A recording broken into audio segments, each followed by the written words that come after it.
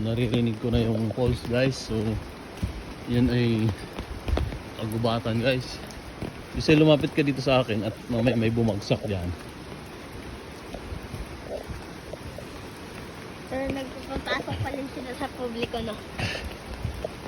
Nagbababala lang. Ayan, Nagbababala lang sila. ayan yung mga bato na yan. Pag yan ang tumama sa'yo galing sa taas, lamang durog ka. Durog talaga. Ayan guys. Ayan Guys. yung tubig sa baba. Huwag ka magtuturo-turo Giselle at manuno ka dyan. Sige, turo-turo ka. Sorry po. Tabi-tabi po ka lang. Tabi-tabi po. So guys, malapit na tayo sa falls. Yun, makikita na natin Gusto guys. ko siyang ituro pero bawal. So, Yun na yung tubig, guys. yun na yung Nakita ko tubig na. guys. Ayun, natatanaw na natin ang falls. Nasa baba. Yun guys, Guys. malapit.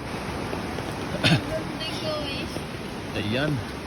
Pero hindi po kami pwedeng magturo kasi Mawa ka dito sa kamay ko yan. may tagabantay po dito guys, kaya hindi kami pwedeng magturo. Niniwala nila may tagabantay dito Ayan na guys, hindi makikita nyo yun nandun sa baba. May tagabantay daw guys dito na hindi natin nakikita. Kaya, waiting ito. Guys.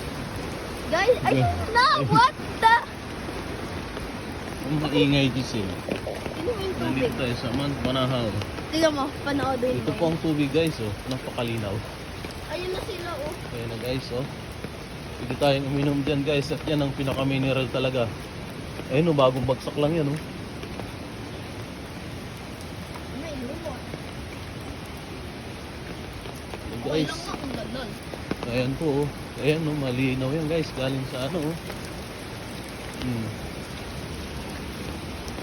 Magaling po kuya. Ito oh. Maraming po kuya. Pag So yun nililigo guys, ba? ayan yung mga mineral. Ito pala yung sources of energy.